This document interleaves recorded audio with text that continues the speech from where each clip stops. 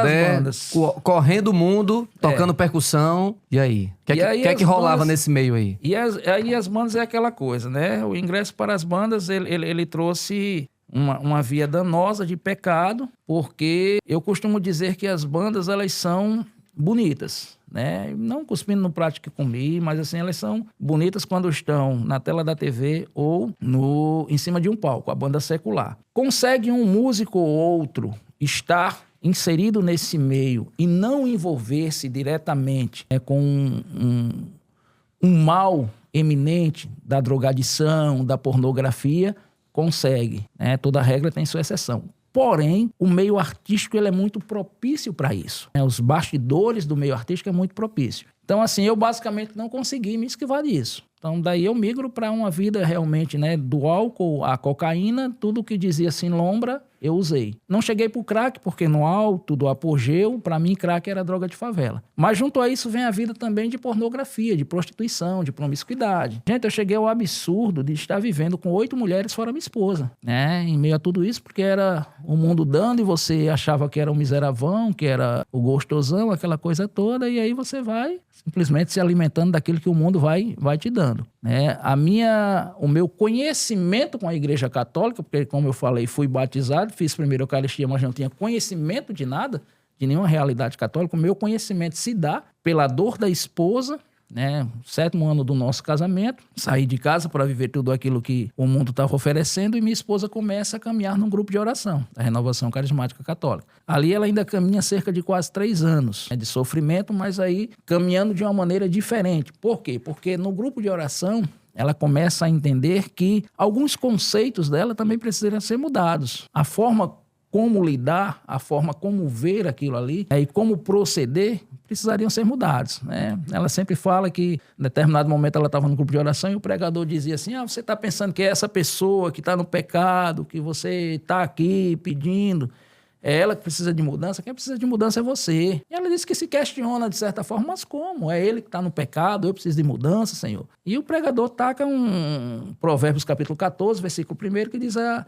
senhora sabedoria, ou a mulher sábia edifica sua casa e a louca destrói com as próprias mãos, né? Então ela começa de certa forma tipo a dar amor ali a quem mais a machucava. Ao invés de que é próprio do mundo, ninguém quer ser traído. Seria normal retribuir na mesma moeda, né? Normal, né? Então assim, quando eu chegava em casa, muitas vezes, né, seja de uma tocada, ou seja de uma saída, drogada, embriagada, aquela coisa toda, cheia de perfume, o que é que a mulher vai fazer? A mulher vai brigar, a mulher vai discutir. Raiava o dia, a gente discutindo. Quando ela começa a caminhar, eu costumo dizer hoje que eu conheci o amor de Jesus antes de chegar na igreja. É porque ela começa a fazer diferente. Eu começo a chegar e ela começa muitas vezes, quantas noites ela passou em claro até a hora de eu chegar na frente da Canção Nova, orando, pedindo a Deus que mesmo no canto indigno da minha presença, do Espírito Santo estar, se colocasse no meu coração a saudade das filhas, a saudade de voltar de casa e tudo. E quando ela escutava o meu carro chegar na esquina, paredão, aquela coisa toda, ela corria pro quarto, fazia que estava dormindo. Então quando eu entrava, né, dizia, opa, hoje não tem briga, deitava, não sabia eu, hoje ela que conta, né, depois de todo esse processo,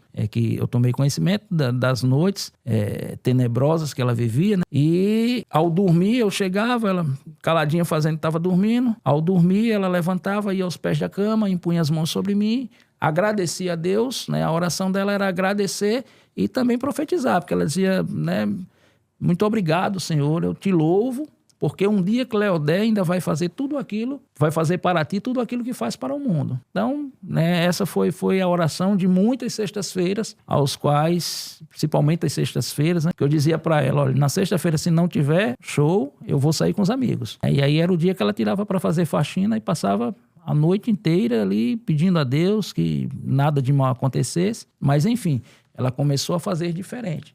Começou a dar amor quem a mais maltratava. Então eu sempre digo que conheci o amor de Deus antes de chegar na igreja. Conheceu ela no meio secular das bandas? Ou... Na verdade, eu conheci ela dentro do ônibus, né? Aquela época de escola ali e tudo, eu estava já no meio das bandas, mas a gente se conhece dentro de um ônibus, depois a gente começa a conversar, começa o namoro. Para mim, o que é que acontece com ela? A gente que está em banda e aquelas meninas que estão em banda, geralmente a maior parte a gente tem uma ciência de que aquilo não é mulher para casar. Aquelas ali que estão no show, que estão se dando ali, é mulher para curtir. Para curtir, para vadiar, aquela coisa toda. Quando eu a conheço, eu digo, essa mulher, ela era uma mulher de família, bem centrada, ia à festa, não tinha, de certa forma, uma vida, né, religiosa, mas eu digo, essa é a mulher para casar. E aí nós casamos, mas aí veio essa questão de que teve duas coisas na minha vida, interessante, teve duas coisas na minha vida que quem estava do meu lado não acreditaram, né? Uma foi quando disse assim, Cleodé vai casar, porque eu sempre fui realmente muito escroto, né?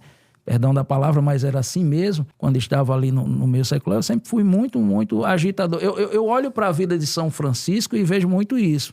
Porque eu era aquele que, de certa forma, agitava, né, aqueles que estavam do meu lado para ir para o cabaré da vida, para ir para as coisas mesmo. Então, tem duas coisas na minha vida que ninguém acreditou. Uma foi quando disse Cleodé vai casar. E outra foi quando disse Cleodé saiu das bandas e se converteu. Teve músico que olhou para mim e disse, "Oxe, Cleodé, e se converte na Igreja Católica?" Né? Outro chegou para mim, hoje um músico muito conceituado, o Ítalo, chinês, né? Chegou para mim e disse, Cleodé, eu não dou 2 meses, meu irmão, para tu sair da igreja. Porque assim, pela forma com que eu conduzia a minha vida, não era só o fato de estar na banda, não era só o fato do ônus, do dinheiro que a banda proporcionava, ali da vida que a banda proporcionava, porque eu estava numa banda realmente de um patamar muito grande, mas era por conta da minha vida mesmo, né? Da minha vida, de como eu tocava a minha vida e de como eu era agitador. No Boca Louca tinha regras, tipo da gente sair do ônus e ir direto para o hotel, sair do hotel e ir direto para o ônibus, não, para criar aquele apogeu de não dar autógrafo, de não parar, não falar com ninguém. A gente chegava no hotel, quando a dona da banda dormia, eu dizia, meu irmão, vamos pro cabaré, e saía para procurar um lugar ali em todo canto que a gente dava.